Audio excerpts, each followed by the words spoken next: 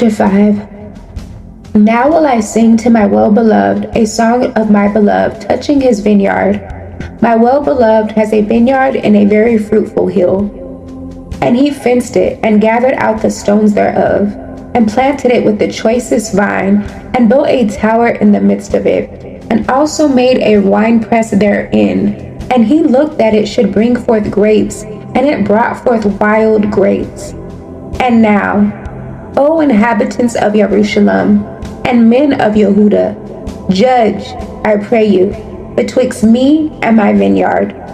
What could have been done more to my vineyard that I have not done in it? Wherefore, when I looked that it should bring forth grapes, brought it forth wild grapes. And now go to, I will tell you what I will do to my vineyard. I will take away the hedge thereof, and it shall be eaten up, and break down the wall thereof, and it shall be trodden down. And I will lay it waste, and it shall not be pruned nor dug, but there shall come up briers and thorns.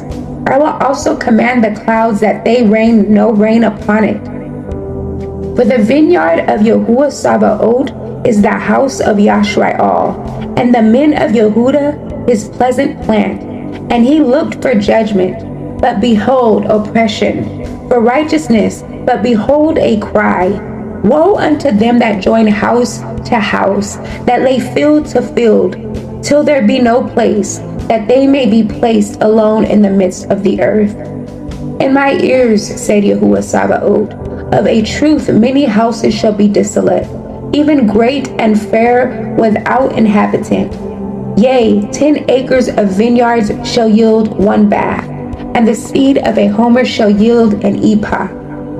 Woe unto them that rise up early in the morning, that they may follow strong drink, that continue until night till wine inflame them. And the harp and the viol, the tabret and pipe and wine are in their feast. But they regard not the work of Yahuwah, neither consider the operation of his hands. Therefore my people are gone into captivity, because they have no knowledge.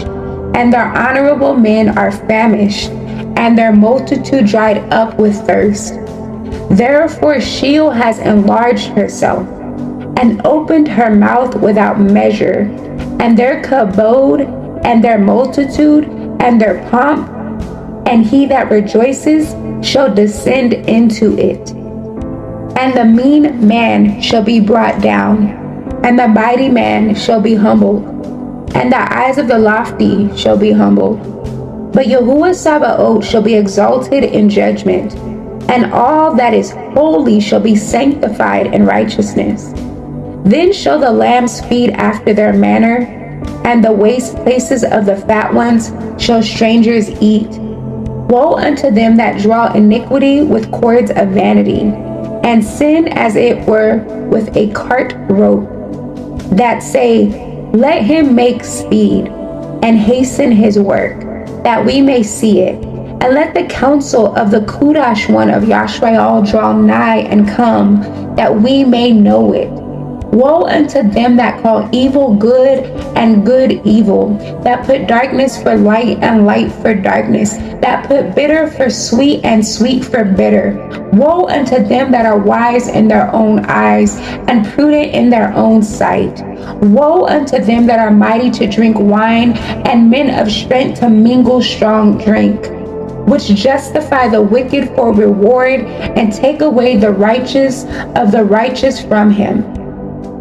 Therefore, as the fire devours the stubble, and the flame consumes the chaff, so their root shall be as rottenness, and their blossom shall go up as dust, because they have cast away the Torah of Yahuwah Sabaoth, and despised the word of the Kudash one of Yashayahu. Therefore is the anger of Yahuwah kindled against his people, and he has stretched forth his hand against them, and has smitten them, and the hills did tremble, and their carcasses were torn in the midst of the streets.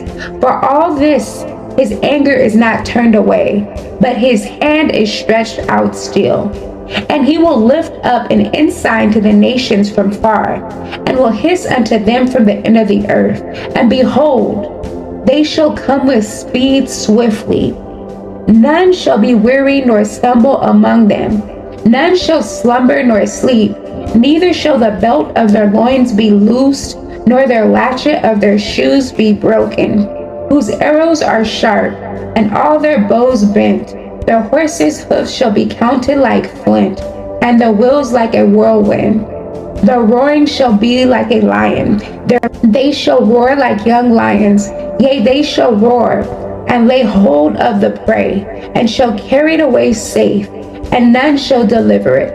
In that day they shall roar against them like the roaring of the sea.